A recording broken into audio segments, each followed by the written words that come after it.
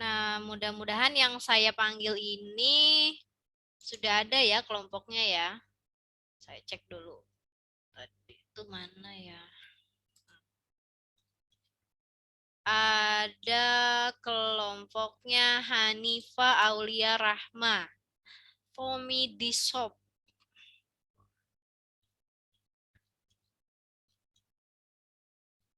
Wah, ini udah jadi nih ininya, slide-nya, apa, presentationnya ya. Pitch deck-nya. Ada Paujia Anissa, Hanifa Aulia, Huzaifah Alim, Muhammad Hafiz, Muhammad Zaki, sama Nenden Nur. Sudah pada hadir yang dipanggil tadi? Muhammad Hafiz hadir, Bu. Oke. Hafiz, oke. Kita coba present ya.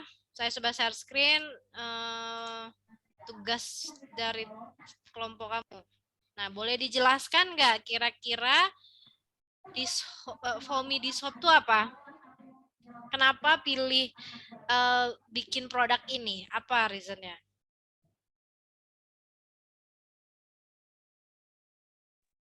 Jadi awalnya kan kita diskusi dulu tuh, Bu, mau bikin apa. Cuma kita punya pilihan waktu itu. Nah, salah satunya itu kita bikin sabun cuci piring gitu kan.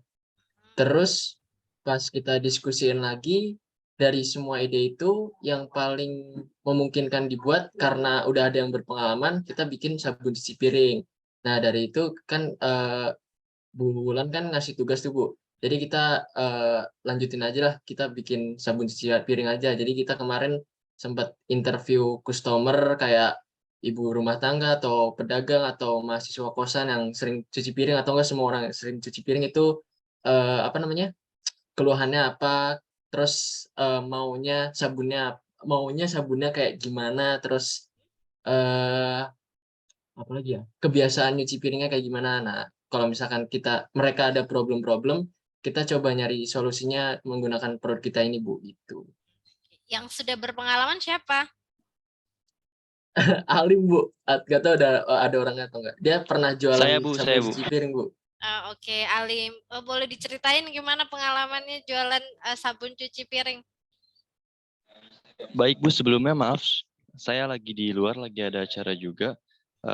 Saya waktu SMA kebetulan di mata pelajaran ekonomi dapat, terdengar nggak Bu suara saya? Iya, terdengar, terdengar. Ya, dapat tugas untuk mengisi bazar. Nah, salah satu produk yang kita ambil yaitu sabun. Tapi pada kesempatan kali itu kita mengambil nggak cuma sabun cuci piring, tapi sabun mandi, sabun hand wash, bahkan body soap.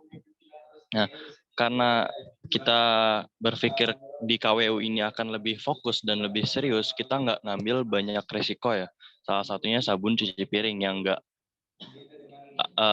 terlalu beresiko lah untuk kesehatan maupun dari sisi customernya. Nah, salah satu di sini di Fomi kan kita ada problem-problemnya dan ada uniknya, salah satunya kayak cocok untuk kulit sensitif, kayak akan busa, mudah dibilas, bersih dan wangi. Nah, dari beberapa unique value yang kita punya itu, kita punya formula untuk segala problem yang udah diberikan dari wawancara atau angket yang sudah kita jalani gitu. Oke. Ada yang perlu ditanyakan? Nah, oke, coba boleh dijelasin nggak? Jadi problem yang mau diatasinnya lebih kemana? Kan tipikal sabun cuci piring tuh banyak ya gitu ya. Nah, sebenarnya kamu tuh lebih mau ke segmen yang mana? Kenapa milih customer segmen yang itu sama unique value proposition-nya lebih kemana? Boleh dijelasin ya, sambil teman-teman supaya bisa belajar satu sama lain gimana mengidentifikasi problem dan memilih customer segmennya. Silahkan, tim Pomi.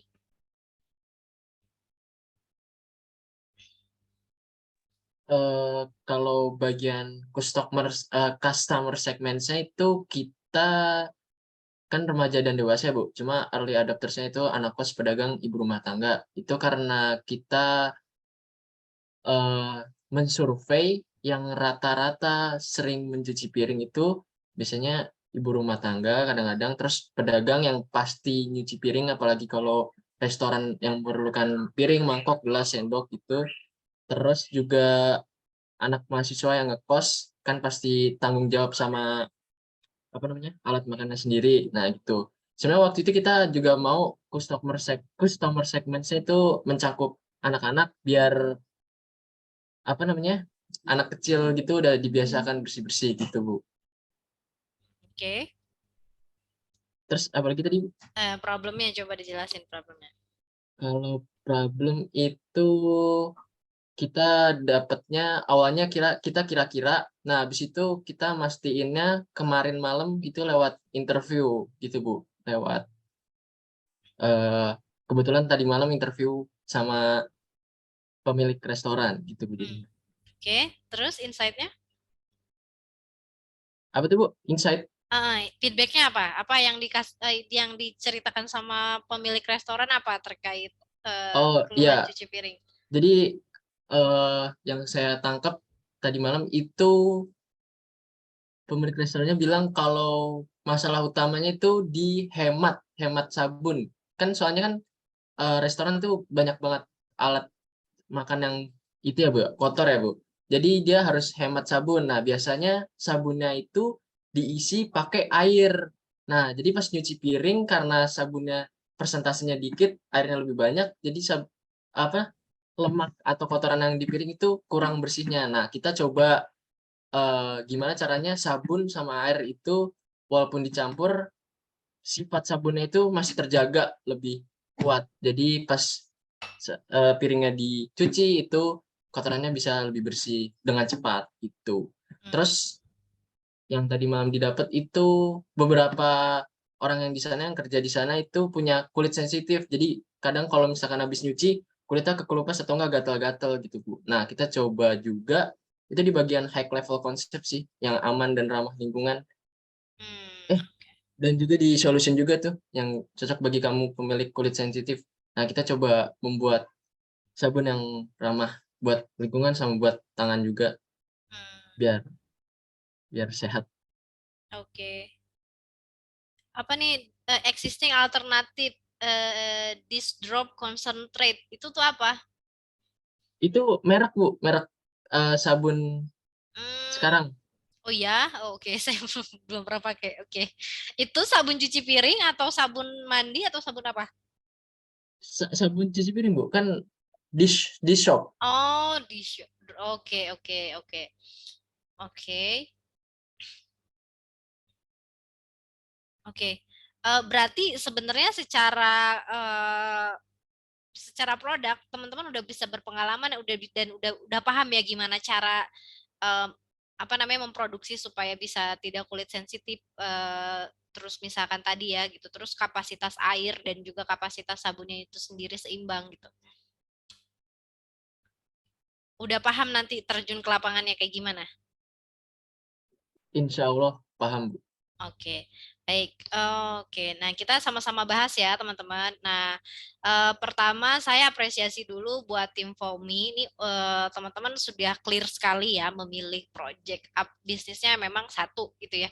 Eh, sudah memilih orang yang satu tim itu punya pengalaman. Itu tuh modal yang sangat bagus, which is nanti teman-teman bisa menggunakan itu sebagai kekuatan teman-teman di unfair advantages gitu ya. Jadi sesuatu hal yang sebenarnya nggak bisa ditiru sama orang gitu karena ya satu misalkan tim saya ada yang sudah berpengalaman dalam hal gitu ya industri sabun gitu itu membantu sekali teman-teman nanti bisa melihat terjun industri bisnis itu seperti apa gitu ya. Jadi sudah punya langkah start yang bagus gitu ya. Nah, teman-teman di sini bisa dilihat gitu ya. Problemnya adalah cucian piring menumpuk butuh waktu lama untuk membersihkannya. Sebenarnya mungkin kalau cucian piring menumpuk butuh waktu lama itu problemnya adalah misalkan bukan cucian piring menumpuknya ya gitu ya. Teman-teman bisa menganalisa di sini gitu ya. Eh, apa kalau misalkan butuh waktu lama itu karena apa? Misalkan contohnya sabun yang digunakan itu tidak cepat membersihkan lemak gitu. Jadi itu yang diangkat gitu ya. Jadi menyesuaikan, bukan cucian piringnya. Jadi kalau misalkan cucian piringnya menumpuk seperti restoran ya pasti akan membutuhkan waktu lama. Sedangkan misalkan contohnya anak kos sebentar gitu. Jadi nggak mungkin juga banyak gitu ya. Misalkan cucian piring di restoran memakan waktu 1 jam. Sedangkan sebanyak-banyaknya cucian piring anak kos gitu mungkin hanya menghabiskan waktu setengah jam misalnya contohnya kayak gitu ya. Jadi relevansinya problemnya belum sesuai kayak gitu. Jadi secara kapasitas ya, quantity pekerjaan gitu. Jadi mungkin bisa lebih spesifik lagi yang bikin waktunya lama tuh apa? Misalkan karena misalkan sabun yang digunakan untuk cuci piring ternyata membutuhkan waktu 2 sampai 3 kali bilas gitu ya, sehingga misalkan, waktu cuci piring menjadi lebih lama lagi gitu kan. Jadi waktu bilasnya nggak cukup 1 kali bilas, harus berkali-kali untuk dibilas baru misalkan lemak dan kotorannya hilang gitu. Jadi itu lebih spesifik problemnya seperti itu ya.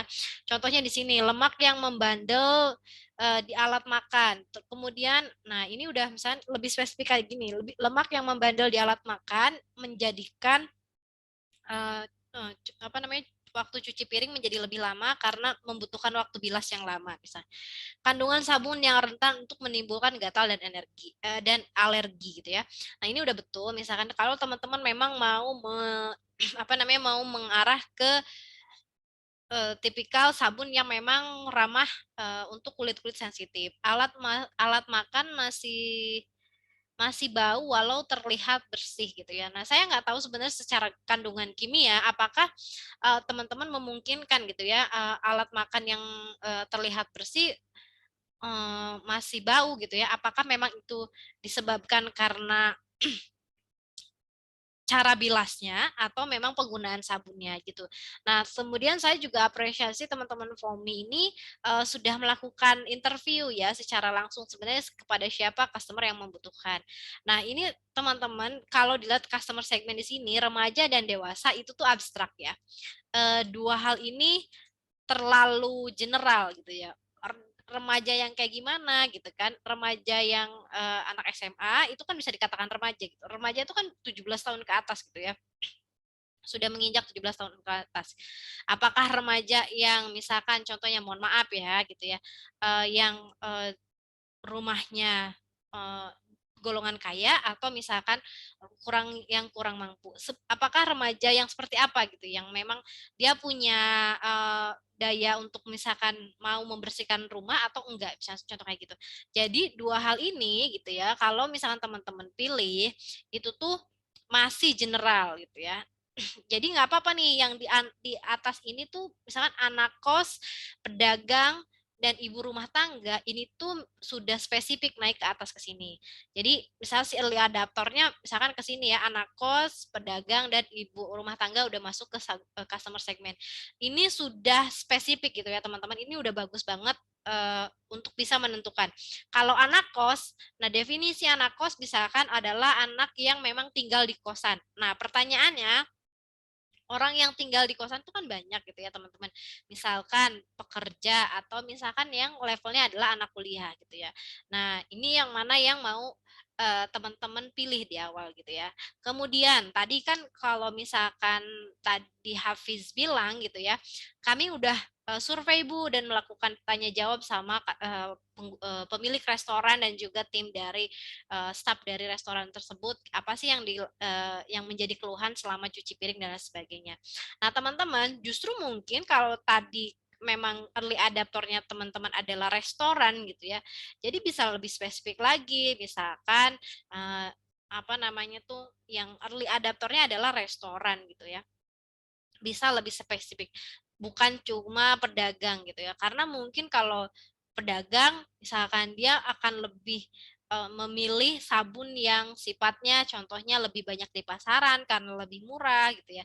Sedangkan saya yakin kalau misalkan teman-teman membuat produk yang untuk kulit sensitif, mungkin ada kandungan yang sebenarnya mungkin bisa menaikkan harga jual dari produknya teman-teman sendiri sehingga beda dari harga pasaran. Nah, jadi bisa ditaikkan di sini, misalkan contohnya customer segmennya adalah anak kos, restoran, dan ibu rumah tangga. Itu udah spesifik banget ya. Kemudian early adaptornya karena mungkin tadi teman-teman pilih ke jenjang restoran, ya nggak apa-apa ditulisnya di sini adalah restoran gitu ya. Nah, ini udah lebih spesifik. Nah, kemudian di sini dijelasin adalah solusinya adalah dengan foamy kegiatan cuci piring lebih nyaman, cepat selesai, dan mengandung sabun yang mudah dibilas misalkan. Oh, dengan begitu waktu kamu tidak akan terbuang sia-sia. Oke. Mungkin bisa lebih disingkat gitu ya. Misalkan waktu cuci piring menjadi lebih singkat karena misalkan ekstrak sabun yang mudah dibilas. Kemudian dengan ekstrak jeruk nipis di dalamnya lemak dan bau pada alat mesin. Oke. Oke, misalkan kandungan ekstrak jeruk nipis menghilangkan bau lebih cepat. Bisa cocok bagi kamu. Oke. Tidak. Oke, dengan membuat pH asam lemah, sabun ini tidak membuat tanganmu menjadi lebih kasar.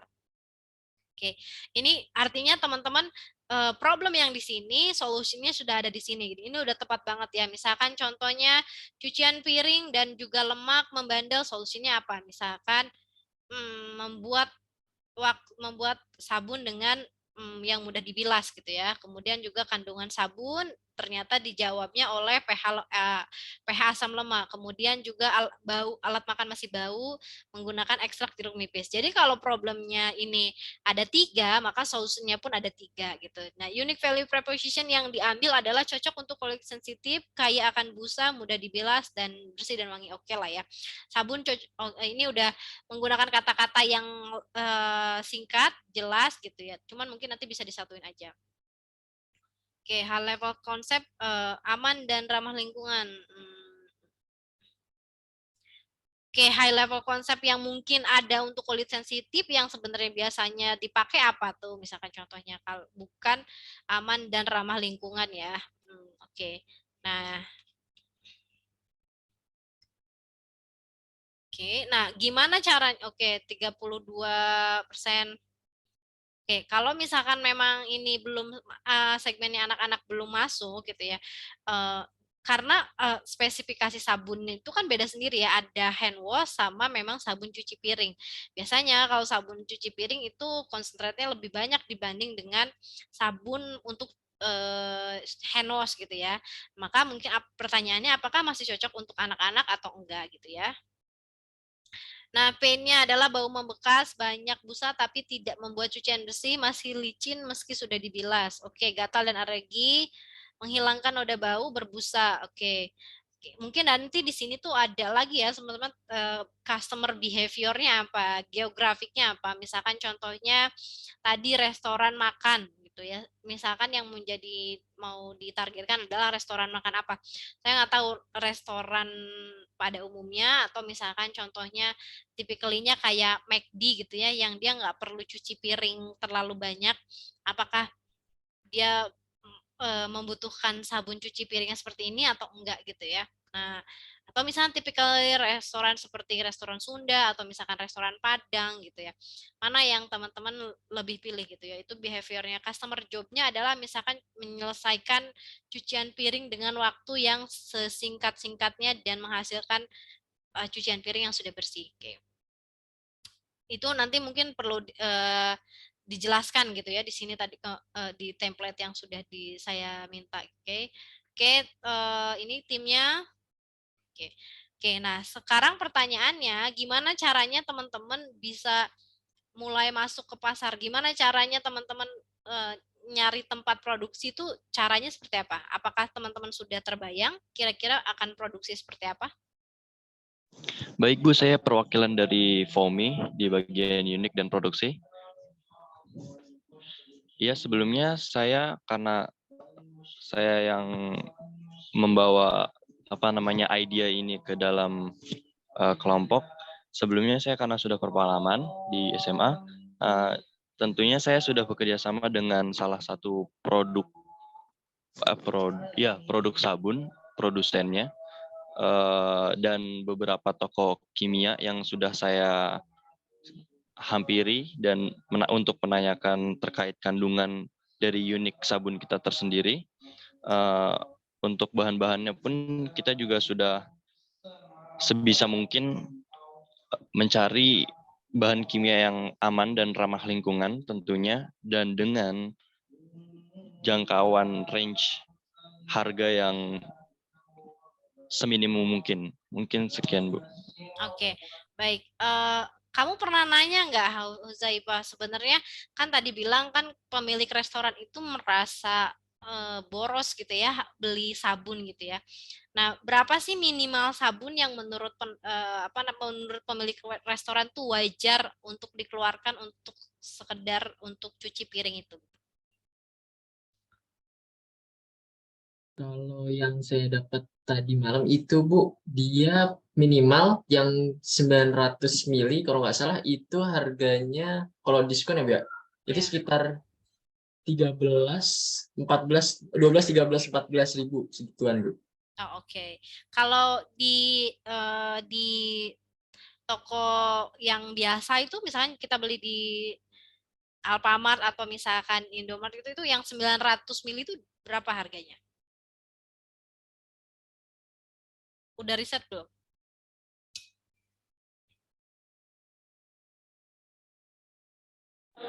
Izin menyampaikan, Bu, untuk harga Sunlight di kisaran 1 liter atau 1000 mili itu sekitar harga 22 sampai 23.000. Oke. Nah, gimana kamu menyiasati harga yang misalnya kenapa kandungannya lebih kompleks ya gitu karena kamu bilang nggak mau bisa untuk kulit sensitif tapi harganya lebih murah. Baik, Bu, salah satunya yang tadi saya sudah sampaikan di Unik yaitu menggunakan asam lemah. Mungkin sudah menjawab. Oh, oke, oke, baik. Oke. Oke, teman-teman dari Fomi, terima kasih banyak sudah sharing ya. Ini produknya sudah real, jadi silakan teman-teman bisa lanjut ke stage selanjutnya. Mudah-mudahan nanti kelompoknya kompak sampai akhir dan kita lihat ya sampai akhir apakah sebenarnya nanti teman-teman mampu untuk dapat customer apa enggak gitu ya. Dan sebenarnya respon dari customer terhadap produk teman-teman seperti apa gitu ya. Oke, good luck. Terima kasih banyak tim Fomi, Hafiz dan juga Huzaifah sudah sharing di pagi hari ini.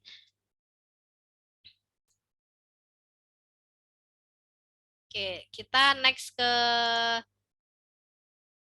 ini ya,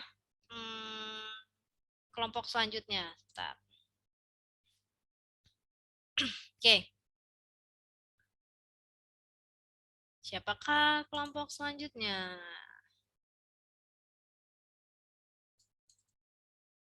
Ada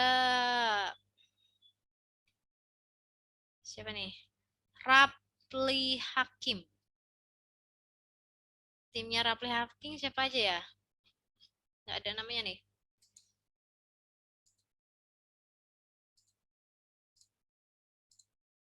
Ada timnya Rapli Hakim?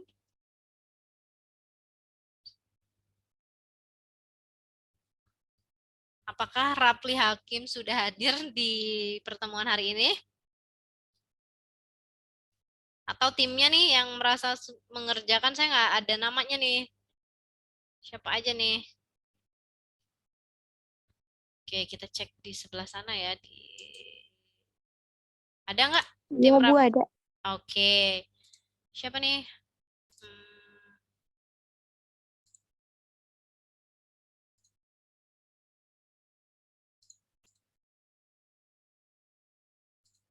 Siapa tadi yang mau menjelaskan? Silahkan.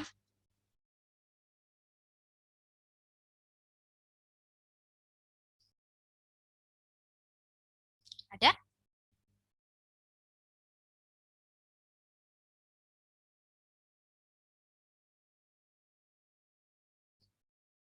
Halo, teman-teman.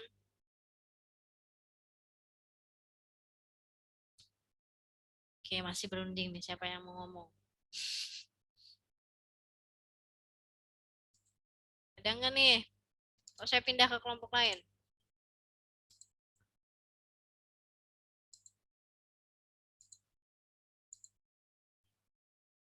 Ada timnya Rapli Hakim?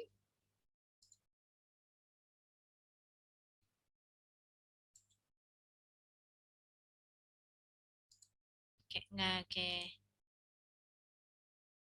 Belum ada nih.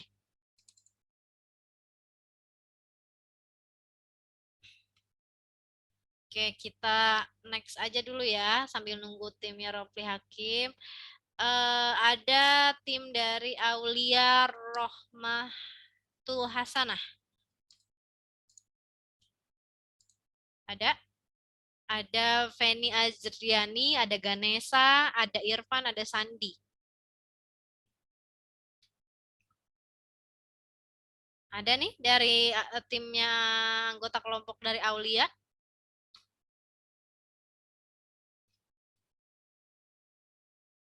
Halo guys.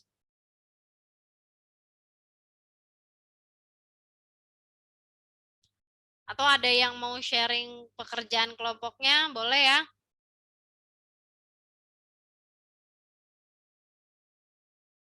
Ada timnya Aulia? Ada Bu. Oke.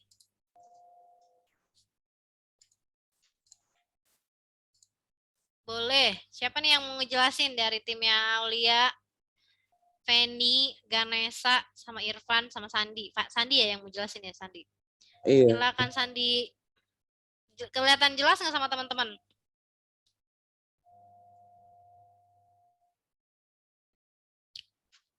Kelihatan jelas nggak? Kurang, Bu. Oh, kurang. Coba saya download dulu deh.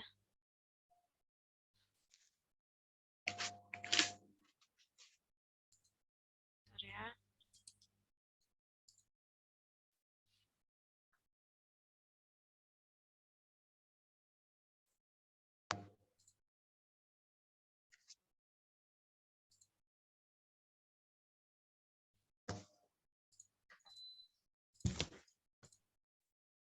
Oke, silahkan Sandi. Ini kelihatan nggak? Maaf Bu, ya, untuk yang harus dijelasin apa aja ya? Soalnya tadi saya baru masuk. Oke, baik. Kamu tuh bikin produk apa, Sandi? Kenapa pilih produk ini? Terus kemudian jelasin siapa customer segmen kamu, problem kamu, sama unique value proposition yang sudah dibikin sama tim gitu ya. Kira-kira tim kamu tuh bikin produk bisnis apa? Untuk produk bisnisnya tuh kemarin yang hasilnya pengennya makaroni. Mhm. Untuk ngincer customer itu sebenarnya di area kampus. Terus? Unique Kenapa segment. milih makaroni? Kenapa? Kan ada banyak makanan yang lain. Alasannya apa? Karena banyak aja sih Bu, sama nggak cepet basinya aja. Bisa digoreng malam kalau makaroni ya. Kalau makanan yang lain kadang takut aja, takut basi, nggak tahan lama gitu Bu. Oh, oke. Coba dijelasin problem yang pengen diselesaikan dari kelompok makaroni Jarot ini apa problemnya? Kalau problem tadinya pembagian hasil uang itu ya Bu, cuman kan dengar-dengar katanya kalau misalkan dapat customer aja itu. Terus Mhm. kalau tempat udah niatnya mau nyari-nyari di kantin kampus Bu, kalau emang bisa naruh di situ. Cuman belum sampai nanya-nanya ke kantinnya. Oke. Ini problem kalian ya, bukan problem kenapa milih makaroni Jarot. Jadi kan sebenarnya yang dibahas di sini adalah problem yang ingin diselesaikan gitu ya. Dari misalkan solusinya adalah makaroni Jarot gitu. Kenapa nih kira-kira milih makaroni gitu ya? Dibanding makanan yang lain tadi gitu ya. Jadi sebenarnya yang jadi problemnya apa gitu. Jadi problem produk bukan problem kalian gitu ya. Problem yang pengen diselesaikan dengan adanya makaroni Jarot itu apa?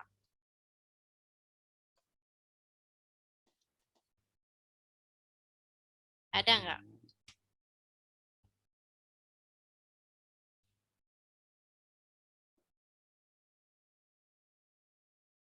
Kayak nggak ada sih Bu, nggak kepikiran. Itu nggak ngiranya kemarin problemnya problem kelompoknya Bu, bukan. Oke. Oke, terus kemudian apa sih yang membedakan eh, makaroni Jarot ini dengan makaroni-makaroni yang ada di luar sana? Apa bedanya?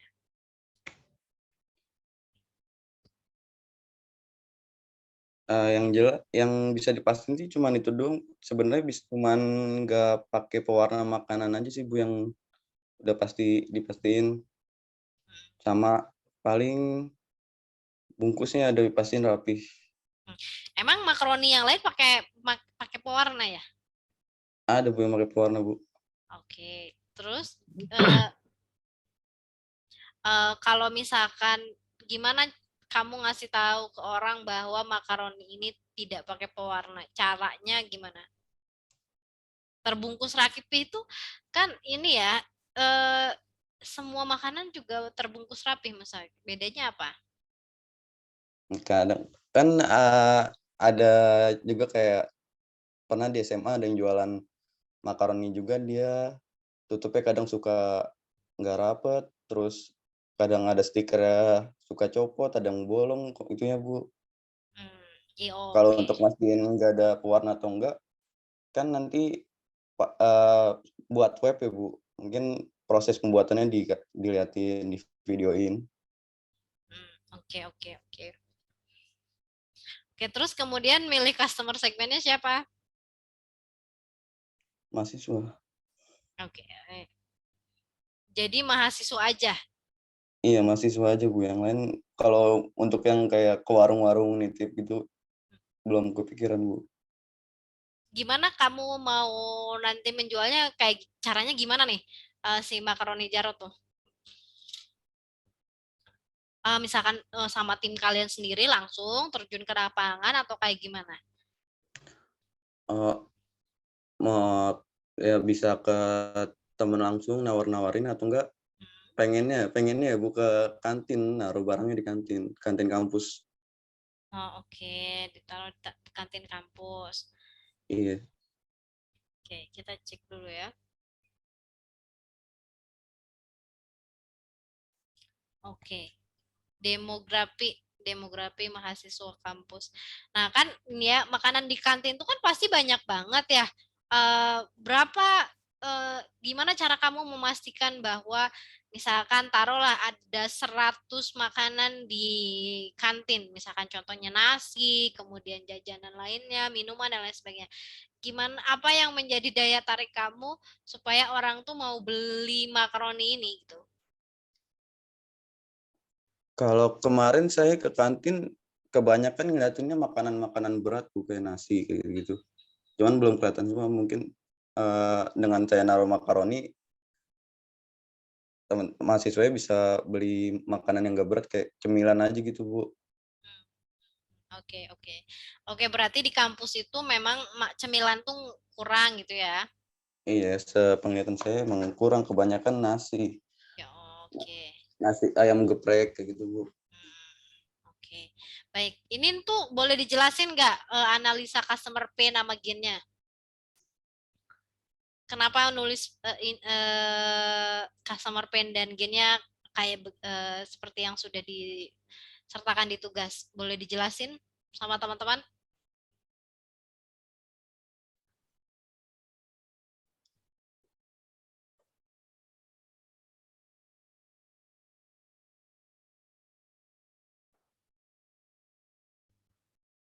Ada yang mau jelasin nggak?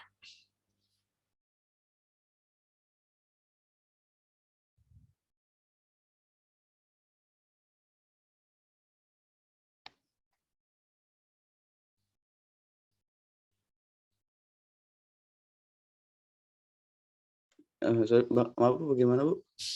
Iya, kenapa geografinya adalah menargetkan customer di sekitar kampus? Kan ini kenapa kenapa milih geografinya seperti ini gitu? Kan bisa aja kamu jualan online. Mana kenapa lebih memilih customer segmennya yang di makaroni di sekitaran kampus? Terus kemudian juga kenapa behaviornya perilaku jujur dan suka menolong gitu? Boleh dijelasin nggak? Kenapa analisanya seperti itu? Kalau yang demografik emang belum ini maaf Ibu, belum keganti. Mm-mm. Sama yang behavior juga belum diganti. Oh, oke. Yang udah digantinya Itu apa? Yang menurut itu teman-teman? tinggal duplikat waktu itu cuman belum diganti, Bu. Oke, jadi behavior dari pembeli makaroni Jarot ini apa? Kayak kesan pembeli ya, Bu. Kenapa orang yang biasa orang yang membeli makaroni Jarot ini punya kebiasaan apa nih? Misalkan contohnya apa? Kan Oh, kayak perilaku konsumen yang beli makaroni Jarot tuh kira-kira apa?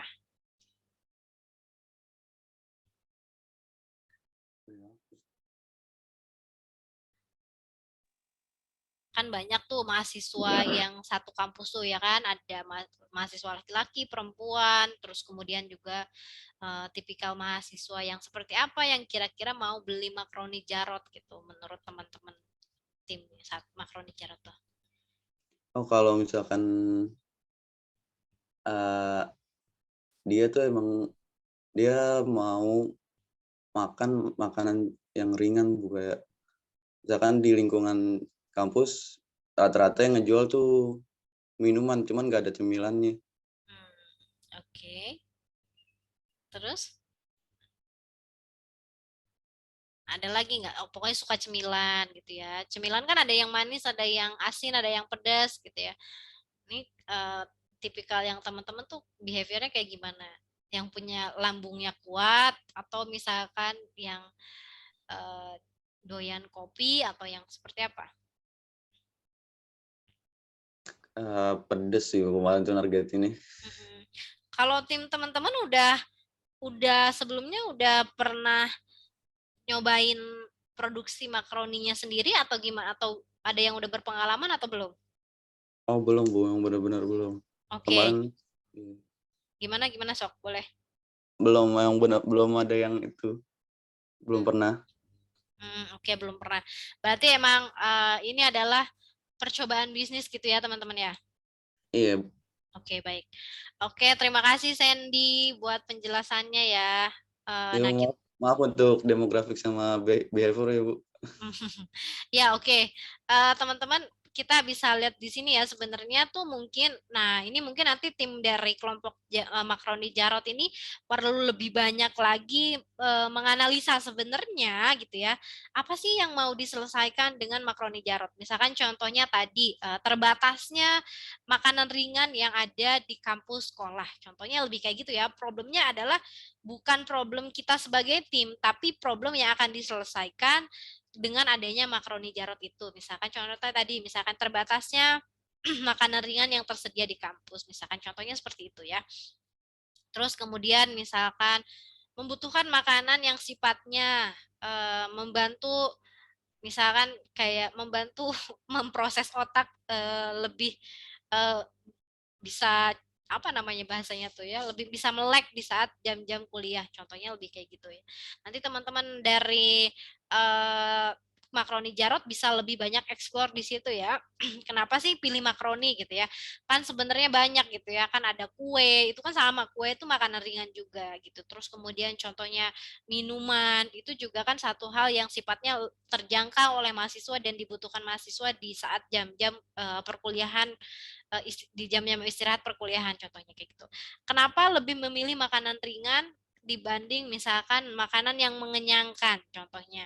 Kalau misalkan makanan mengenyangkan itu lebih bisa bertahan lama gitu. Sedangkan makanan ringan itu misalkan hanya di jam-jam tertentu.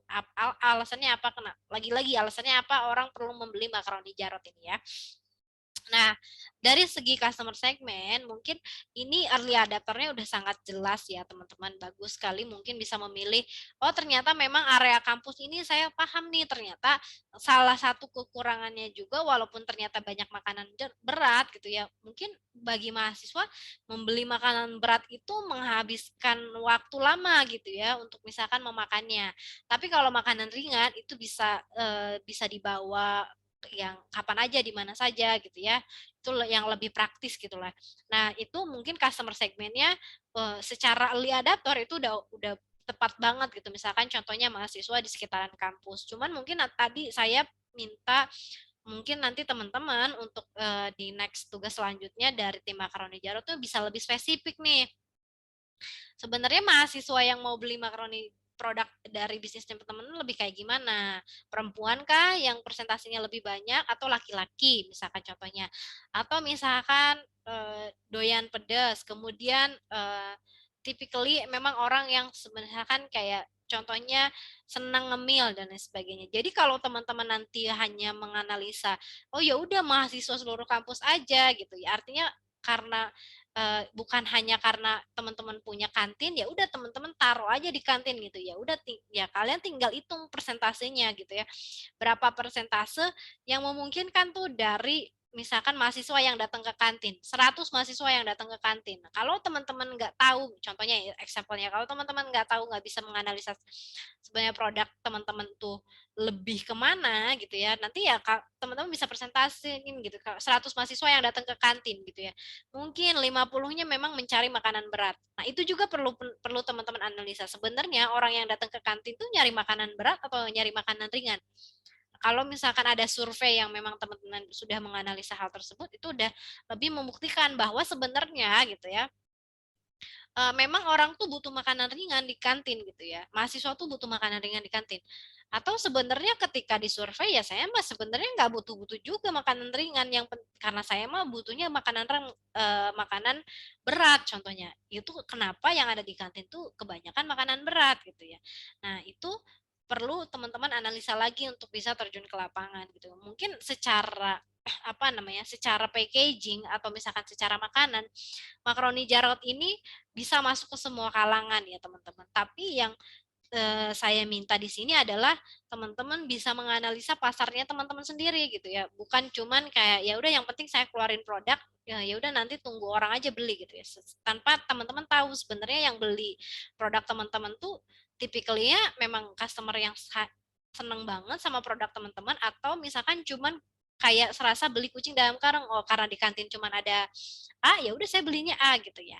Jadi teman-teman bisa lebih explore di daerah sana. Karena kalau misalnya teman-teman udah punya customer segment yang fit gitu ya, yang jelas nanti bisa teman-teman scale up-nya lebih mudah lagi kayak gitu. Jadi harapannya kalau saya sih sebenarnya kalau misalkan oke lah target market di awalnya adalah kampus, tapi harapannya customer segmentnya teman-teman bisa menjual lebih ke dengan adanya nanti teman-teman bikin website dan lain sebagainya gitu ya. Tadi sudah dijelaskan sama Sandi gitu, saya mau bikin website dan lain sebagainya dan dilihatin juga prosesnya seperti apa, apalagi memake sure bahwa makanan ini nggak pakai pewarna, itu kan salah satu yang bisa dijual juga gitu ya di antara makanan yang saat ini tuh resikonya banyak banget gitu ya. Nah, itu bisa jadi salah satu unique value proposition yang memang bisa diandalkan. Nah, tapi kalau misalkan teman-teman cuma menargetkan hanya di kampus gitu ya, sayang banget gitu. Gimana caranya teman-teman bisa scale up lagi. Makanya customer segmentnya perlu lebih dispesifikan lagi gitu ya. Bukan cukup sekitaran kampus, misalkan contohnya sekitaran kampus tuh, apakah orang tuh mau masuk ke kantin kampus juga gitu, kalau misalkan memang bukan bagian dari institusi kampus, misalkan contohnya kayak gitu. Contohnya, jadi perlu lebih detail gitu ya. Nah, kita lihat lagi ya di sini teman-teman. Di sini ada behavior. Nah, behavior yang tadi saya kasih dan psikografi yang misalkan diambil contohnya makaroni crispy menargetkan ke calon customer yang gemar mengerjakan tugas dan melakukan pekerjaan ringan sembari menikmati cemilan. Oke, berarti psikografinya adalah mengerjakan tugas di kampus contohnya lebih kayak gitu ya. Atau misalkan punya habit suka ngemil gitu ya, punya budget tersendiri gitu ya, mungkin tanpa disadari orang yang suka ngemil biasanya punya budget tersendiri, sebenarnya berapa sih beli cemilan tuh, berapa misalkan dari 100.000 uang jajan uang sakunya mahasiswa misalkan, bagi orang yang suka ngemil 50 ribunya dipakai untuk ngemil. Nah, itu kan psikografi dan behavior yang bisa dianalisis ya teman-teman. Terus kemudian apa sih psikografi orang yang suka ngemil, misalkan orangnya lebih praktis dan lain sebagainya. Nah, behaviornya adalah misalkan contohnya tadi ya suka makan pedas, kemudian juga tidak takut sakit terhadap makanan pedas dan lain sebagainya. Karena ini kan produknya adalah makanan pedas gitu ya. Nah, customer preference tidak ada rasa makaroni yang diinginkan gitu ya. Apakah teman-teman tuh akan membuat makaroni dengan segala rasa sehingga ketika munculnya makaroni Jarot dia akan merasa bahwa ketika beli makaroni Jarot itu ada rasa yang diinginkan gitu ya. Apakah rasa, ataukah lebih kayak misalkan taste-nya gitu ya. Apakah makaroni yang selama ini teman-temannya bikin gitu ya rasanya tidak enak? Apa sih definisi rasa enak itu gitu ya? Nah, penghematan waktu, tenaga, dan harga. Nah, apakah dengan adanya makaroni Jarot merasa bahwa hemat waktu, tenaga, dan harga gitu, sedangkan secara tenaga dia harus pergi ke kantin, maka dia harus bergerak tuh ke kantin gitu ya. Apakah itu yang disebut dengan penghematan tenaga gitu atau seperti apa? Nah, emosi negatif stok tidak habis. Nah, ini tuh bukan emosi negatif yang kita akan alami ya gitu ya. Bukan tim yang akan alami, tapi emosi negatif customer yang akan alami gitu. Kira-kira kalau misalkan tidak ada makaroni Jarot, emosi negatif yang muncul tuh seperti apa gitu ya. Nah, kesalahan yang sering menawar dengan harga yang lebih murah lagi. Karena kan customer pengen semurah-murahnya gitu ya. Karena di sini uh, jadi ini seperti teman-teman tuh bersilangan ya. Di sini bilang kalau harganya terjangkau, tapi di sini mengatakan bahwa saya juga sebagai pemilik nggak mau ditawar semurah-murahnya kayak gitu kan. Nah, jadi ini mungkin nanti bisa diperbaiki lagi ya.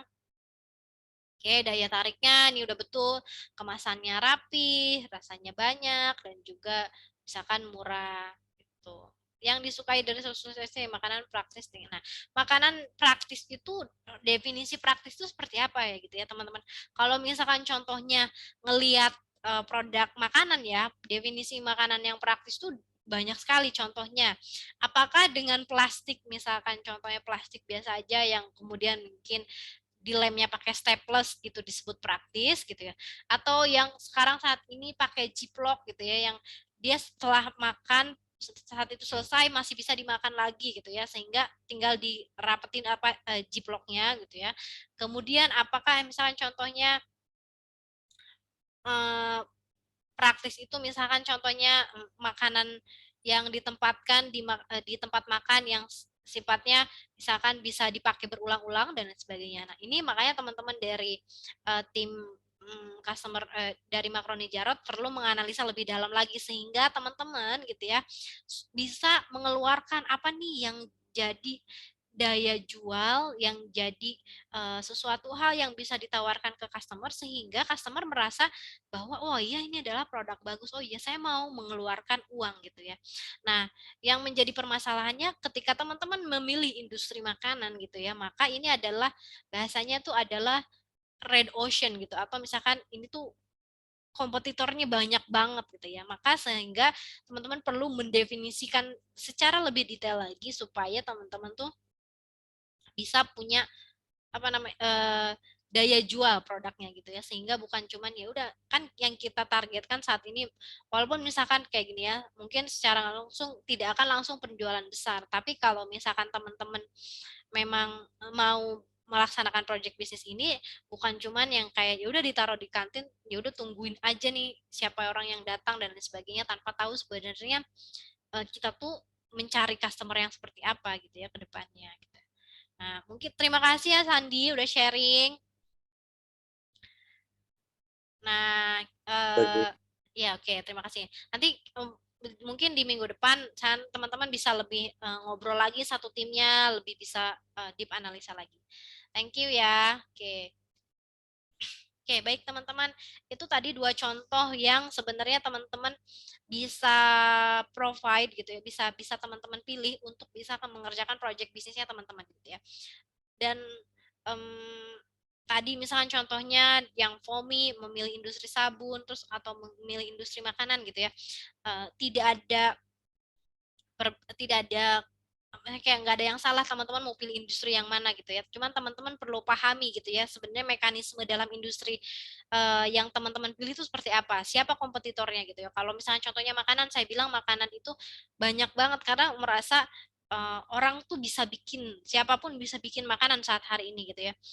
Nah, makanya perlu ada pembeda, perlu ada sesuatu yang unik yang bisa membedakan produk teman-teman dengan yang lain. Atau contohnya tadi foamy gitu ya. Kenapa gimana caranya dia bisa kulit sensitif dan lain sebagainya, dia bilang pakai pH asam gitu. Itu salah satu unique unfair advantages yang misalkan memang bisa dipakai dari kebanyakan yang sudah ada. Jadi teman-teman perlu paham gitu ya. Jadi apa nih keunikan dari bisnisnya teman-teman gitu ya. Silakan nanti kalau misalkan teman-teman berpengalaman ataupun saat ini teman-teman nggak punya pengalaman dari bisnis yang itu, silakan teman-teman asal punya kemauan untuk misalkan terjun ke industri yang teman-teman pilih gitu ya. Oke, kita lanjut sekarang ke pembahasan materi aja ya karena udah jam 8.53. Nah, mungkin teman-teman bisa belajar dari kedua contoh sampel produk tadi ya. Contohnya misalkan tadi dari produknya Makroni dia sudah punya target market yang jelas gitu ya, sudah tahu early adapter di awalnya dia akan jual kemana, kemudian itu yang bisa salah satu yang bisa diandalkan ya. Sebentar. Mana ya?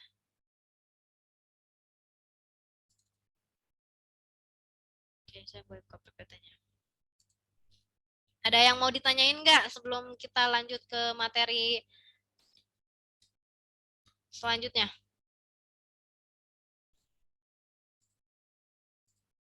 Ada yang mau ditanyain? Belum ada?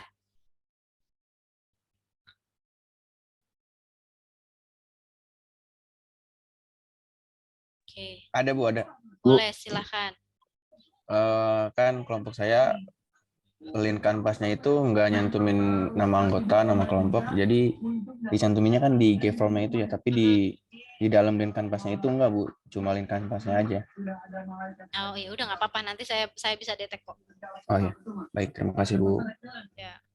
Nah, lagi yang mau tanya terkait produknya atau misalkan dan kanvasnya yang sudah dikerjakan? Kalau nggak ada, kita lanjut ke slide aja ya. Oke, saya udah drop link absen ya. Silahkan. Nah. Oke. Baik teman-teman, kita lanjut ya ke materi selanjutnya. Hari ini kita akan membahas tentang revenue stream. Jadi revenue stream itu adalah sumber penghasilan atau sumber pendapatan. Gimana caranya kita bisa menganalisa bisnis kita punya sumber pendapatan. Dari mana caranya? Seperti apa yang kira-kira bisa kita lakukan untuk bisnis kita sehingga bisnis kita tuh bisa sustainable. Jangan besar pasak daripada tiang gitu ya. Nah, tadi teman-teman sudah menjelaskan ide bisnisnya masing-masing, contohnya tadi Foamy Shop, terus kemudian makaroni Jarot dan lain sebagainya. Silakan tadi teman-teman kan menganalisa gitu ya. Nih saya akan jualan kemana, terus kemudian juga harganya berapa, sudah bisa menganalisa seperti itu gitu ya. Contohnya tadi mau ke kantin dan lain sebagainya. Nah itu kan artinya teman-teman mencari sesuatu hal yang gimana caranya si produk bisnis ini punya pendapatan gitu ya. Nah ada yang lebih lebih jelasnya lagi kalau misalkan definisi revenue model adalah suatu cara perusahaan atau produk untuk bisa mendapatkan pendapatan gitu ya. Revenue itu sendiri artinya pendapatan ya. Nah, gimana sih caranya kita bisa menentukan kira-kira pendapatan kita tuh dapatnya dari mana ya gitu ya. Kalau dari segi model bisnis model kanvas itu sangat ditentukan sekali dengan siapa customernya dan value apa yang ditawarkan dan juga bagaimana struktur biaya yang akan keluar dari produknya teman-teman. Misalkan contohnya gitu ya teman-teman. Nah, contohnya tadi produknya Foamy Soft gitu ya. Customernya milihnya siapa? Apakah ibu rumah tangga atau misalkan restoran gitu ya. Maka Maka yang misalkan membedakan adalah misalkan contohnya mungkin kalau restoran dia akan lebih memilih harga yang lebih murah tapi kuantitinya lebih banyak gitu karena dia akan melakukan proses pencucian piring yang sangat banyak gitu ya. Tapi mungkin kalau ibu rumah tangga dia mungkin akan lebih picky mana yang lebih memilah dari segi harga pun misalkan contohnya bagi orang kalangan tertentu nggak kalau harganya naik itu nggak jadi masalah gitu ya atau mungkin sifatnya mahasiswa. Nah nanti kan juga akan berpengaruh terhadap sebenarnya kemasannya seperti apa, kemudian juga berapa kuantiti yang perlu dihasilkan dari satu produk. Nah, itu juga nanti akan berpengaruh. Nah, kemudian gitu ya, value apa yang akan ditawarkan? Misalkan contohnya tadi kalau misalkan foamy shop itu sendiri value-nya adalah bagi yang kulit sensitif gitu ya, itu sesuatu hal yang punya daya nilai jual. Tapi kalau misalkan mungkin value-nya dari foamy hanya misalkan contohnya tidak hanya akan menghilangkan bau gitu ya. Nah, value-nya akan jadi sangat berbeda. Tapi kalau misalkan digabungkan keduanya, itu akan jadi lebih punya daya nilai jual. Nah, kira-kira kemudian apa yang akan ditawarkan? Ya value apa yang akan ditawarkan tadi ya? Misalkan kayak dibandingkan dengan model pasaran yang sudah ada di pasaran tuh apa sih bedanya gitu? Contohnya jeruk nipis, hampir semua pencuci piring yang saat ini ada di pasaran itu memang ada bau jeruk nipisnya karena memang mungkin contohnya jeruk nipis itu punya kandungan yang bisa menghilangkan bau gitu. Pertanyaannya kalau misalkan pakai bau apel atau misalkan contohnya pakai bau stroberi, apakah itu bisa membantu menghilangkan bau juga atau enggak gitu ya. Nah, tapi pertanyaannya apakah tadi misalkan bisa menghilangkan noda bilas atau enggak gitu ya. Jadi itu yang nanti teman-teman bisa ukur gitu seberapa jauh produk teman-teman itu punya value-nya sehingga masyarakat mau membelinya. Dan misalkan contohnya tadi ya pembentukan struktur biaya itu sendiri juga berpengaruh. Misalkan contohnya tadi kalau makaroni Jarot dia harus menaruh makaroninya itu di kantin, maka yang menjadi problemnya adalah bagi hasil. Tapi kalau misalkan struktur biayanya itu misalkan hanya struktur biaya produksi, tidak ada struktur biaya bagi hasil, maka itu akan lebih punya untung yang lebih besar. Contohnya seperti itu ya. Kalau misalkan pakai kantin, mungkin secara tenaga ataupun secara effort itu akan lebih gampang bagi misalkan tim founder untuk bisa mendapatkan. Tapi misalkan di sisi lain itu akan muncul biaya bagi hasil. Tapi kalau misalkan dia nggak menaruh di kampus, misalkan dia berjualan secara mandiri, mungkin caranya bisa pakai pre-order WA, contohnya seperti itu ya. Itu atau akan bisa menghasilkan pendapatan yang lebih banyak, tapi mungkin segmen market di awal-awal tuh nggak besar karena misalkan terbatasnya kontak dari WhatsApp dan lain sebagainya gitu ya. Nah itu juga kan berpengaruh. Apapun pemilihan teman-teman terhadap sektor yang mau diambil dan struktur biaya yang akan dibuat, contohnya misalnya contoh tadi foamy itu sendiri contohnya harus pakai pH asam lemah tuh mahal apa enggak gitu ya. Kalau misalkan konsentrat yang memang misalkan lebih kompleks lagi untuk kulit sensitif, gimana cara pembuatannya? Harus ada penambahan apa lagi sehingga misalkan produk ini bisa lebih sesuai. Sorry ya sebentar ya.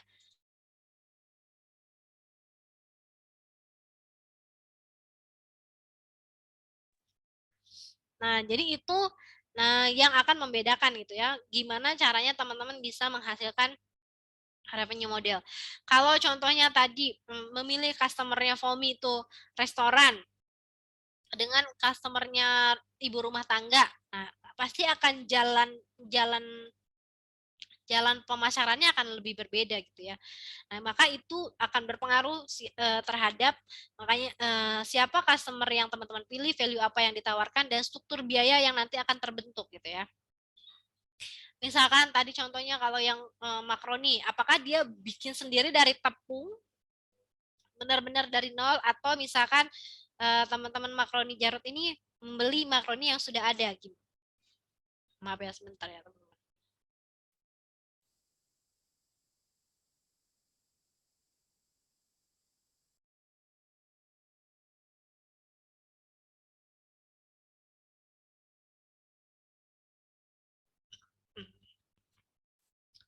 Nah, proses penentuan revenue model juga ditentukan dengan customer dan value-nya. Tadi sudah dijelaskan ya. Kepada siapa tagihan tersebut ditunjukkan misalkan ya. Nah, kalau misalkan contohnya tadi Fomi milih sektor anak-anak gitu ya. Apakah tagihannya akan ke anak-anak atau misalkan ke orang tuanya? Itu kan jadinya beda. Kemudian siapa yang menerima value paling tinggi? Nah, misalkan teman-teman bisa urutin nih. Value yang pemilik restoran yang bisa menerima value dari produknya pemilik lebih besar, atau misalkan ibu rumah tangga atau mahasiswa kos gitu. Siapa yang kira-kira mendapatkan benefit paling besar dari produknya teman-teman? Apakah misalkan yang menerima makaroni Jarot ini yang lebih besar itu value-nya mungkin apakah reseller makanan, kantin, atau misalkan mahasiswa secara langsung, atau yang seperti apa gitu ya. Nanti teman-teman bisa tentukan hal tersebut untuk bisa melihat revenue modelnya teman-teman. Kemudian fitur produk, proses apa yang paling penting atau paling tidak menyenangkan yang ingin diselesaikan dari produknya teman-teman. Fitur apa yang dari produk paling dibutuhkan. Contohnya tadi Fomi dia memilih bahwa kadar konsentrat airnya dengan sabunnya itu sendiri bisa seimbang, sehingga misalkan contohnya walaupun misalkan banyak air sehingga lebih hemat, tapi juga bilasannya lebih cepat misalnya kayak gitu. Nah, itu kan fitur yang paling dibutuhkan. Apakah dalam membuat fitur ini menjadikan fitur ini punya daya nilai jual yang lebih tinggi atau enggak gitu ya. Nah, kemudian di sini ada isu strategis. Dampak pilihan revenue model terhadap isu strategis perusahaan antara lain adalah growth dan juga kesesuaian dengan struktur biaya. Contohnya, apakah tadi contohnya ya, isu strategisnya adalah kalau makaroni Jarot itu misalnya contohnya tadi karena pengen taruh di kantin gitu ya, maka ada isu strategis gimana caranya ibu kantin ini menjual ke misalkan mahasiswa yang ada. Apakah ibu kantin ini mampu untuk bisa mempromosikan jualan makaroni Jarot semaksimal mungkin, atau misalkan itu hanya akan bisa dilakukan oleh tim marketingnya itu sendiri gitu ya. Apakah misalkan tim makaroni Jarot akan mentraining ibu kantin, Bu ini tuh produknya seperti ini, jadi kalau misalkan ada yang beli gitu ya, dia akan bisa menjelaskan produk ini tuh apa, sehingga benefitnya bisa sampai ke customer. Nah, itu bisa jadi isu strategis yang bisa jadi hambatan, ataupun bisa jadi benefit bagi teman-teman dari makaroni Jarot gitu ya. Dan juga pentingnya untuk menyesuaikan satuan dan besaran. Artinya misalkan contohnya apakah contohnya tadi ya si Fomi ini akan di package dengan satuan misalkan 5 liter karena dia target marketnya restoran gitu ya, atau akan di package dengan hanya 200 mili gitu ya, karena memang target pertamanya adalah anak kos gitu contoh. Maka itu akan menyesuaikan gitu ya teman-teman, value dan juga dari price level yang nanti teman-teman bisa pilih gitu ya, sehingga pendapatannya seperti apa. Misalkan kalau memilih pendapatan restoran misalkan, ya udah saya dengan adanya saya pilih restoran, maka saya jadi punya sistem subscribe ke restoran tersebut. Misalkan satu bulannya restoran ini meminta misalkan 50 jerigen untuk cuci piring misalkan. Tapi misalkan pembayarannya di akhir, misalnya kayak gitu. Pembayarannya 30/50 gitu ya. Tapi kalau misalkan jual ke anak kos, mungkin dengan ya dia akan langsung beli produk tersebut gitu, tapi dengan ukuran yang kecil dengan harga yang lebih murah misalkan kayak gitu. Nah, itu juga perlu teman-teman analisa gitu ya, sehingga nanti revenue modelnya teman-teman itu bisa lebih berdampak terhadap bisnisnya teman-teman. Nah, ini ada tipikal revenue model yang berdasarkan target pasar ya. Jadi siapa sih target pasarnya? Ada target pasarnya yang sifatnya adalah business to business. Jadi sebuah model, kalau business to business adalah sebuah model penjualan yang terjadi antara pelaku bisnis dengan pelaku bisnis lainnya. Contohnya misalkan tadi ya, kalau Fomi Shop itu memilih restoran, maka sifatnya adalah B2B. Sedangkan kalau misalkan Fomi Shop itu memilih langsung menjual gitu ya, tanpa ada perantara orang ketiga di situ, maka itu disebutnya adalah B2C. Jadi merupakan bisnis yang melakukan pelayanan atau penjualan barang jasa kepada konsumen perseorangan atau grup secara langsung. Contohnya kayak Netflix misalkan, ataupun misalkan Zoom, Lazada gitu ya. Jadi dari produsen tempatnya tersebut gitu ya, Lazada contohnya dia punya pabrik pakaiannya sendiri gitu ya, maka dia akan menjual langsung ke customer, maka itu sifatnya adalah B2C. Nah kemudian ada yang sifatnya adalah C2C. C2C adalah customer to customer, adalah model bisnis di mana konsumen dari marketplace menjual produk ke sesama konsumen lainnya. Misalkan contohnya Tokopedia, ya. Kadang-kadang kan misalnya kita tuh bisa ngupload toko sendiri, punya toko sendiri, kemudian juga bikin etalase sendiri. Setelah itu dijualkan ke customer. Itu sifatnya adalah C2C. Kemudian ada yang namanya C2B ya. C2B adalah customer to business, model bisnis di mana konsumen atau end user menyediakan produk atau layanan ke perusahaan. Contohnya misalkan kita punya keahlian misalkan mendesain gitu ya. Nah, maka kita menjual dari sifatnya yang freelancer itu ke misalkan perusahaan tertentu. Contohnya seperti itu ya. Nah, sifatnya adalah konsultan contohnya misalkan kayak gitu ya. Jadi contohnya misalnya kayak kamu punya keahlian apa, kamu menjadi tenaga ahli di salah satu perusahaan tertentu, itu adalah sifatnya C2B.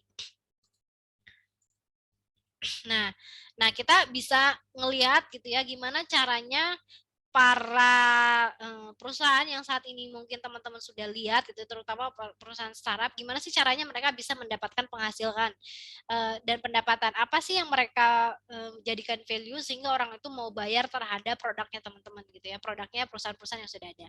Nah ini dari segi transaksi gitu ya. Jadi yang menjadikan modal pendapatan untuk perusahaan tersebut adalah dengan melakukan transaksi. Contohnya sebagai reseller atau distributor, margin atas penjualan produk dari pihak ketiga dengan atau tidak tatap muka. Misalkan contohnya tiket.com. Tiket.com dia sebagai platform, dia misalkan contohnya dia akan bekerja sama dengan hotel gitu ya. Nah, maka dari price per kamar itu disediakan oleh hotel. Maka nanti tiket.com akan misalkan mendapatkan persentase dari penjualan kamar yang dipesan melalui tiket.com gitu ya. Nah, ataupun misalkan contohnya Lazada. Dia misalkan contohnya kalau di produsen customer ada yang beli dari dia, maka akan ada persentase yang masuk ke Lazada terhadap transaksi yang dibeli oleh customer. Kemudian di sini ada marketplace, margin atas penjualan atau pembelian yang terjadi di platform ya. Misalkan contohnya Bukalapak ataupun Tokopedia gitu ya. Misalkan, nah kalau misalkan teman-teman lihat di Shopee itu ada namanya biaya layanan. Nah, biaya layanan itu biasanya itu yang di-charge sebagai margin atas penjual atau terhadap pembeli ya. Setiap transaksi yang dilakukan oleh di Tokopedia ataupun di Bukalapak ada misalkan biaya layanan ataupun biaya admin. Nah, itu yang disebut dengan margin yang diambil dari platform tersebut gitu ya. Kemudian ada yang sifatnya adalah transaction enabler. Transaction enabler adalah fee atas jasa fasilitator terjadi transaksi antara perusahaan dengan pelanggan lainnya. Nah, ini sama ya kayak Flip ataupun misalkan Midtrans, dia punya fee tersendiri gitu ya terhadap transaksi yang sudah diselesaikan. Kemudian ada sifatnya perusahaan yang memang dia bisa mendapatkan pendapatan dari usage. Usage itu adalah pemakaian gitu ya.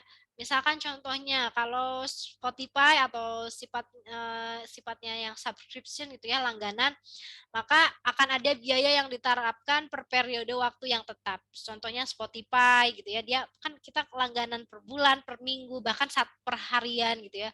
Spotify itu muncul. Atau Office 365 kalau sudah 1 tahun, maka kita harus reactivate gitu ya Office tersebut gitu ya. Ataupun contohnya Canva gitu ya, kita punya subscribe 1 tahun, nah kita bisa pakai pakai Canva yang premium selama 1 tahun. Nah, atau ada sifatnya usage atau misalkan biaya yang diterapkan terhadap persatuan pemakaian yang sifatnya seperti waktu, frekuensi, dan lain sebagainya. Contohnya, kalau misalkan Zoom dia pengen meeting lebih dari 2 jam, maka dia perlu jadi Zoom Premium gitu ya. Kemudian atau Skype, misalnya contohnya Skype kalau misalkan mau berapa lama atau misalnya berapa orang yang mau telepon dalam satu waktu, misalnya meeting dalam satu waktu, maka dia akan misalkan di bawah 5 dia akan gratis, tapi misalkan di atas 5 orang dia akan bayar. Nah, itu contohnya biaya yang diterapkan persatuan pemakaian, baik itu secara frekuensi, banyaknya orang, ataupun secara waktu. Atau ada produk yang sifatnya dia bentuknya adalah lisensi. Jadi si produk ini hanya akan meminta kita untuk membayar di satuan tertentu aja di awal aja gitu. Jadi satu kali bayar untuk seumur hidup. Nah, karena dia sifatnya adalah lisensi atau sertifikasi. Contohnya adalah Adobe Photoshop, Adobe Premiere gitu ya. Jadi hanya akan bayar ketika memang pas di awal aja pembelian gitu. Selanjutnya boleh digunakan selama seumur hidup. Nah, kemudian ada juga perusahaan yang memang mencari pendapatannya dari dengan cara memasang iklan. Nah, biasanya perusahaan-perusahaan yang memang punya model bisnis atau misalkan cara pendapatan dia iklan, biasanya dia sudah punya kolam customer terlebih dahulu. Artinya pengguna di platform-platform tersebut sudah sangat banyak sehingga dia punya pemetaan terhadap tipikal customer seperti apa. Contohnya, ya kita tahu sendiri lah ya kalau Facebook itu adalah number one di tahun-tahun awal di tahun-tahun 2015 sampai 2018, 19 Facebook adalah number one sosial media gitu ya, di mana penggemarnya paling banyak. Kalau saat ini mungkin akan beralih ke Instagram dan juga TikTok akan mulai nanjak ya. Nah, kalau teman-teman semua, kalau misalkan teman-teman lihat gitu ya, Facebook, Instagram, kemudian juga TikTok, dia sudah punya banyak kolam yang besar ya. Karena pertama usernya juga multi nasional gitu ya, banyak dari negara-negara, kemudian behaviornya beda-beda gitu. Kadang setiap orang introvert sekarang pakai Instagram gitu ya, orang extrovert juga sekarang pakai Instagram. Maka dia sebenarnya sudah punya kolam yang besar gitu ya. Maka kalau sudah punya kolam yang besar bisa mengiklankan apapun di situ dan orang merasa worth it atau misalkan merasa oke lah saya sepadan, saya mau bayar karena memang pelanggan yang dia tuju itu sudah banyak di kolam tersebut misalkan gitu ya. Ya kita Google sebagai raksasa pencarian, kemudian YouTube salah satu platform video yang paling besar saat ini gitu ya, sama juga kalau di Indonesia ada detik.com, salah satu portal berita paling besar yang ada di Indonesia. Karena mereka memang sudah banyak penggunanya, biasanya ketika misalkan bisnis model pendapatannya adalah iklan gitu ya, maka orang akan merasa bahwa oh ya udah saya sepadan kok, saya mau membeli uang membuang uang saya untuk bisa pasang iklan di sana karena memang target masarnya mereka sudah banyak kayak gitu ya.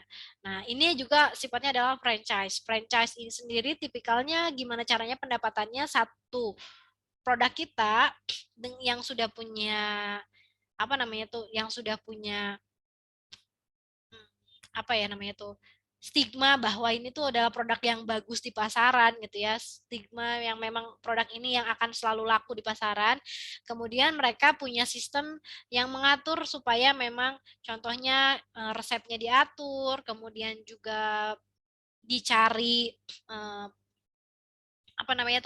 penentuan titik tempatnya, kemudian juga misalkan harga jualnya sudah diatur gitu ya, sudah ada package komplit lah ya gitu ya.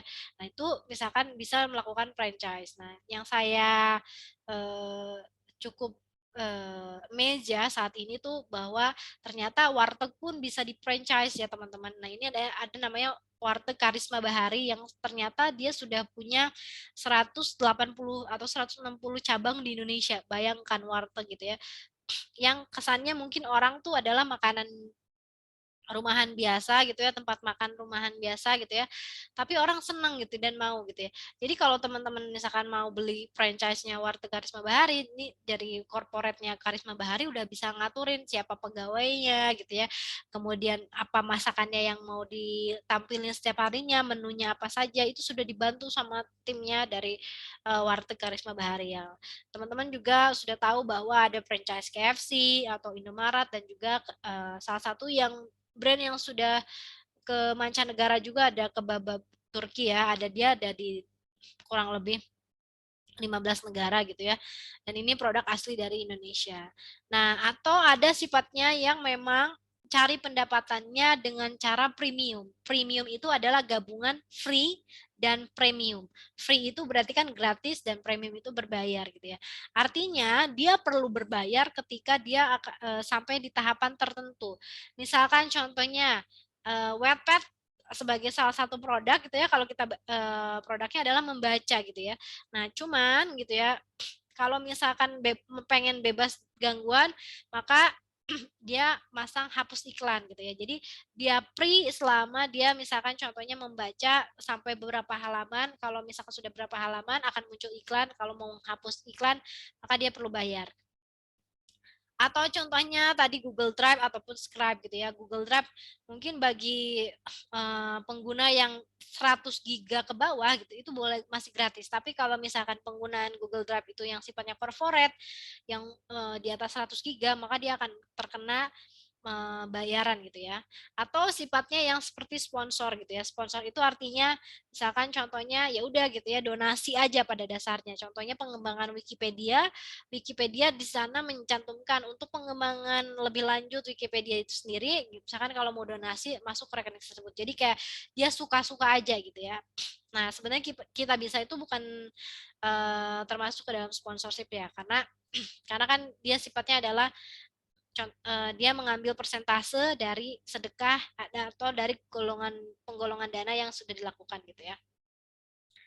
Nah, kita case study lagi sekarang ya, contoh kasus, misalkan contohnya tadi ya, kita ngebahas jangan sampai kita punya pendapatan yang akan berpengaruh sama growth dari perusahaan kita sendiri gitu ya.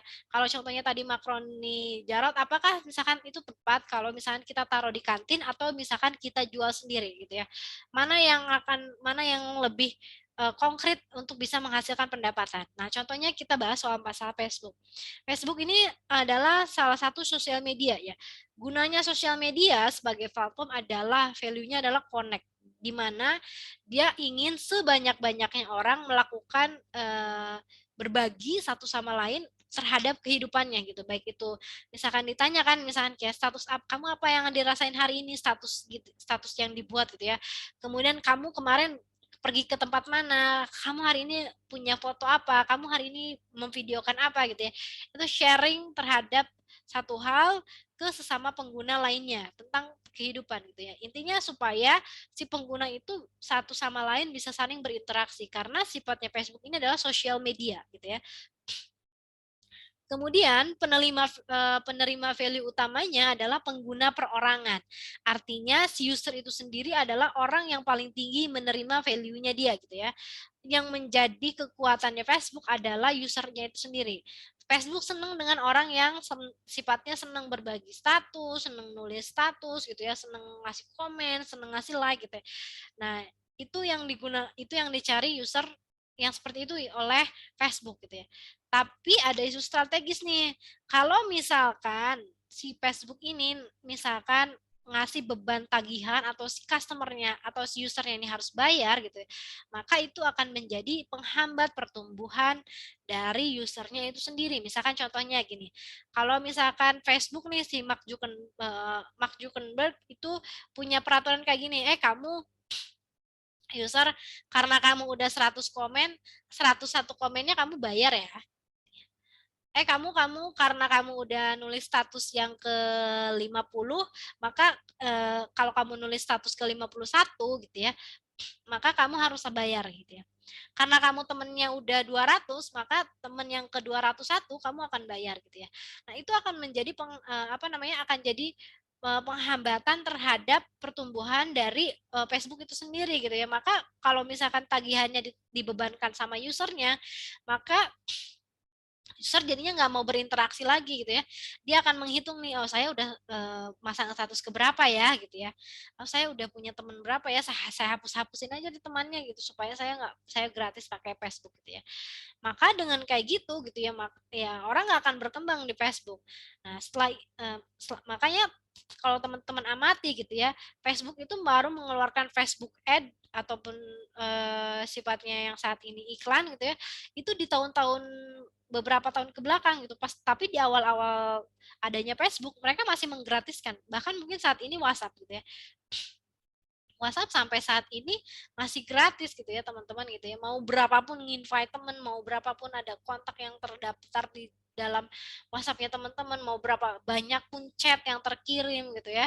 Itu Mark Zuckerberg masih menggratiskan hal tersebut gitu karena memang yang dicari adalah pertumbuhan usernya gitu ya. Nah, tapi kalau misalnya teman-teman lihat gitu ya, sebenarnya ada juga penerima value lain, yaitu adalah perusahaan yang melakukan iklan secara tertarget.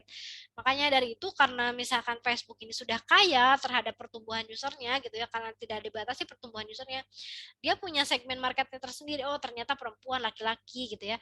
Terus Facebook itu bisa ngedetek kamu tuh sukanya baca buku atau dengerin musik atau misalkan pergi ke kafe gitu ya. Kan yang bisa dilihat dari status-status yang kamu posting di dalam Facebook gitu ya. Maka yang dilakukan adalah Facebook mencari pendapatan dengan cara memasang iklan dan memasang tarif gitu ya. Tarif per penayangan iklan atau misalkan tarif per hasil iklan dengan cara iklan tersebut diklik gitu ya. Maka itu juga aman bagi orang yang memasang ads atau misalnya memasang iklan di Facebook gitu ya. Bayangin kalau misalkan kalau Facebook tuh misalkan ya udah yang penting kamu bayar iklan deh ke saya gitu. Kamu pokoknya iklannya kamu pasang di Facebook gitu ya. Tapi Facebook tidak menganalisa apakah iklan itu diklik sama customer atau enggak. Maka itu akan menjadi satu kerugian bagi pemasang iklan gitu ya. Atau misalkan contohnya Facebook tidak menargetkan orang yang tepat. Maka kamu seneng bola, yang keluarnya bola, tapi misalkan kamu seneng bola tapi yang keluarnya makanan, kamu seneng bola tapi yang keluarnya misalkan contohnya film kayak gitu ya, maka itu tidak sesuai. Maka yang disesuaikan oleh Facebook satuan tagihannya adalah kalau orang tersebut mengklik itu artinya dia seneng gitu ya. Kalau misalnya orang tersebut mengklik maka dia senang, setelah kalau dia klik maka dia perlu bayar. Itu fair bagi Facebook, bagi yang pengguna ataupun bahkan yang memasang iklan di Facebook itu sendiri. Nah, itu contohnya ya, supaya teman-teman paham kalau misalkan menentukan gimana caranya kita bisa menghasilkan pendapatan, jangan sampai itu jadi menghalangi growth ke dalam pertumbuhan customer kita gitu ya. Nah, contohnya case tadi yang selanjutnya adalah revenue model yang memperhatikan value proposition. Sekali lagi, value proposition adalah gimana caranya orang merasa worth it, apa yang kita tawarkan, merasa apa yang kita tunjukkan ke customer kita, kenapa produk kita tuh layak untuk dibeli gitu ya. Nah, kalau misalkan teman-teman bisa lihat gini, kita lihat Shopee gitu. Shopee pertama kali muncul ke Indonesia itu sudah menggembor-gemborkan value-nya bahwa marketplace dengan free ongkir ya. Setiap iklan yang ditampilkan oleh Facebook yang ditampilkan oleh Shopee itu adalah free ongkir. Maka penerima value utamanya adalah customer yang berbelanja dengan segala barang ada ya. Dan yang sifatnya murah. Kalau teman-teman bisa lihat gitu ya, di Shopee itu ada barang dengan harga 1000-an sampai mungkin bahkan 10 jutaan juga ada di Shopee. Jadi dari barang-barang yang sifatnya receh sampai barang-barang yang sifatnya yang lumayan mahal gitu ya. Karena memang itu yang dicari Shopee gitu ya.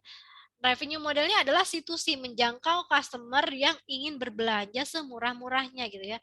Karena itu yang pengen yang Shopee dapat gitu ya. Gimana caranya banyak orang yang datang ke Shopee, kemudian bolehlah terserah jualan barang apa aja gitu ya. Entah itu misalkan contohnya asli atau enggak gitu ya. Itu tidak menjadi value utamanya Shopee karena Shopee memang membranding dirinya adalah marketplace dengan harga termurah. Tapi lain ceritanya dengan Blibli ya teman-teman. Blibli ini adalah yang dia tawarkan adalah marketplace dengan kepastian originalitas dan terpercaya. Artinya sebagai marketplace, Blibli akan menjamin gitu ya bahwa barang-barang yang ditampilkan oleh Blibli adalah yang pasti originalitas gitu ya. Jelas ini barang yang asli, Nike-nya Nike asli, Adidasnya Adidas asli gitu ya. Produsen misalkan produsen bajunya adalah produsen baju asli gitu ya. Bukan memang palsu gitu ya. Maka penerima value utamanya adalah customer yang berbelanja dengan kepastian originalitas barang. Orang yang paham terhadap barang ini palsu apa enggak, dia tidak akan memberi sembarangan gitu ya. Dia akan melihat harganya beneran sesuai enggak sih dengan harga yang ditampilkan gitu ya. Beda halnya dengan Shopee. Kalau Shopee nyari customer yang semurah-murahnya, kalau Blibli adalah pasarnya yang memang nyari customer barang asli gitu ya.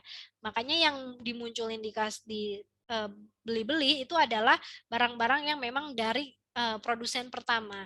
Maka revenue model yang cara Blibli bisa menghasilkan pendapatan adalah menjangkau customer yang ingin berbelanja langsung dari produsen gitu ya dengan keaslian terjamin. Maka yang dilakukan Blibli adalah dia kerjasama dulu dengan brand aslinya, contohnya dia kerjasama dulu dengan Nike-nya, Adidas-nya, atau misalkan contohnya dengan baju aslinya gitu ya. Nah setelah itu dia jualkan ke customer gitu ya. Dia nggak mau sembarangan asal ngambil produk dari produsen yang belum jelas sertifikasi keahliannya kayak gitu ya.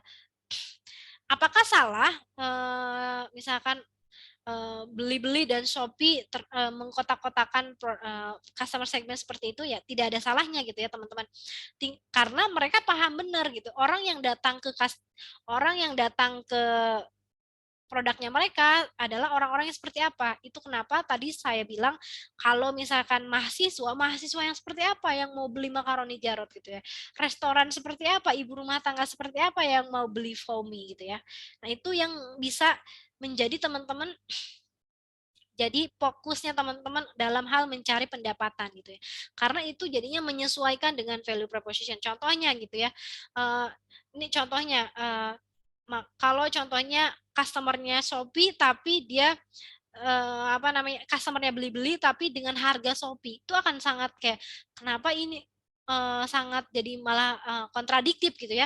Misalkan contohnya kalau misalkan beli-beli gitu, contohnya dia beli sepatu, kenapa harga sepatu Nike ada yang 100.000 ya?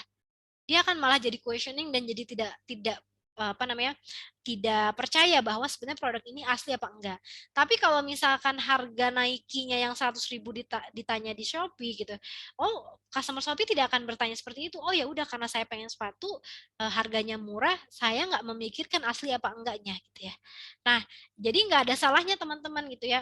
Dua produk ini punya target marketnya masing-masing dan cara mendapatkan pendapatannya dengan cara masing-masing. Yang perlu kita perhatikan adalah apakah value proposition kita sesuai dengan customer gitu ya. Apakah yang ditawarkan oleh kita itu memang yang dibutuhkan customer.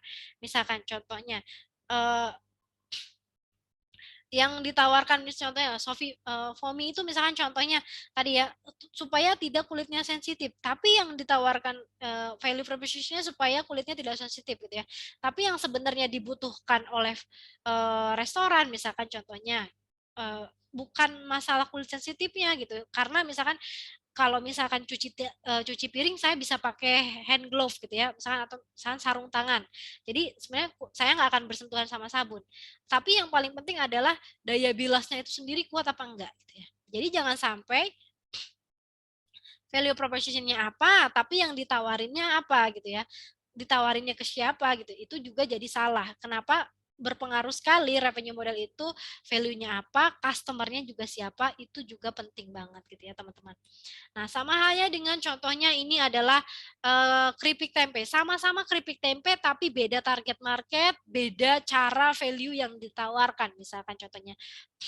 Nah, ini sama-sama keripik tempe dengan produsen adalah tempe itu sendiri gitu ya. Karena contohnya Kitela. Kalau Kitela itu sifatnya adalah national brand.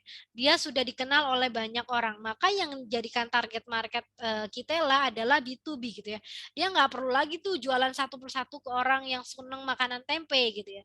Tapi dia jual ke sifatnya orang yang menjadi tangan kedua di industri makanan. Contohnya ya udah misalnya dia akan drop ke Indomaret, ke Borma, ke ke Alfamart dan lain sebagainya, ke toko-toko yang sifatnya adalah besar karena dia mencari perusahaan yang sifatnya retail dan juga sudah punya branding.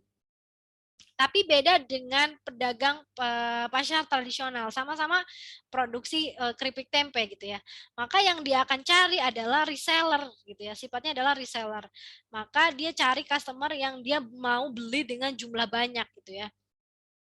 Tapi tidak bisa sebanyak Kitela karena kemampuan produksinya juga belum sebesar itu. Nah, tapi di packagingnya dengan bentuk yang seperti ini gitu ya. Teman-teman bisa lihat pakai plastik tapi punya name tag nama seperti dan sebagainya. Atau misalkan target marketnya, contohnya ini adalah pembeli warung. Target marketnya adalah institusi. Jadi dipasarkan ke warung-warung kecil gitu. Maka yang akan disesuaikan adalah bungkusnya kecil, contohnya harganya 2 ribuan gitu ya. Nah, itu akan jadi sangat berbeda berdasarkan target market ya teman-teman. Kalau misalkan contohnya ini keripik tempe yang dijualnya adalah ke pembeli warung gitu ya, tapi dengan harga 9.000 yang seperti Kitela. Apakah orang dari pembeli warung itu akan beli? Makanya tidak akan beli gitu ya. Nah, makanya itu perlu disesuaikan. Contohnya kalau Kitela dia dengan packaging dan juga jalur distribusi resellernya besar gitu ya. Orang tidak akan komplain harga Kitela dengan harga 9.000 dengan packaging seperti ini.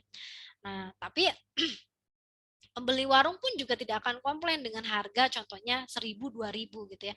Dengan walaupun cuman packagingnya plastik gitu ya.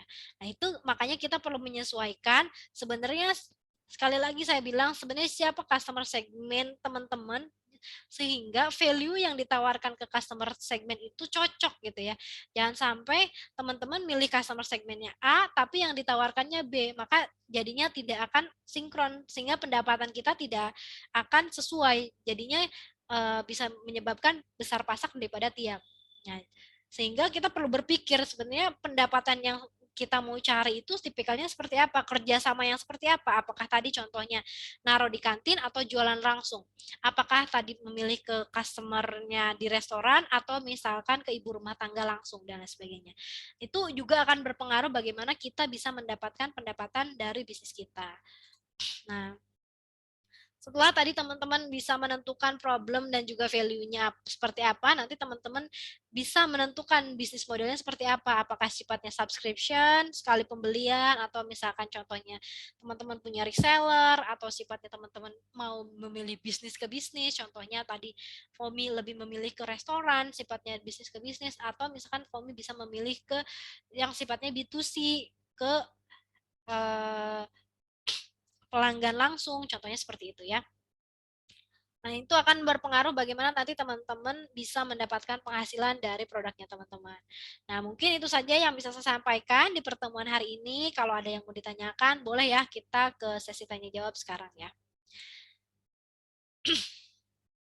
Oke. Teman-teman, karena ini ada yang mau bertanya nggak sebelum saya tutup? Saya udah drop absensi ya. Silahkan. Ada yang mau ditanyakan? Baik, kalau tidak ada yang mau ditanyakan karena waktu kuliahnya sudah selesai, saya mohon maaf ya lebih dari 5 menit. Mudah-mudahan apa yang bisa saya sampaikan hari ini bisa punya manfaatnya buat teman-teman. Saya mohon maaf apabila ada kata-kata atau misalkan penyampaian saya yang kurang mengenakan bagi teman-teman semuanya. Saya akhiri kelas hari ini. Wassalamualaikum warahmatullahi wabarakatuh. Silakan teman-teman jangan lupa absen ya.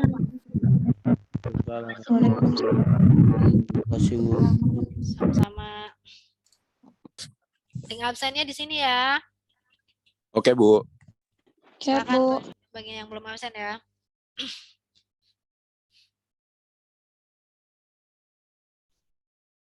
Saya tutup ya.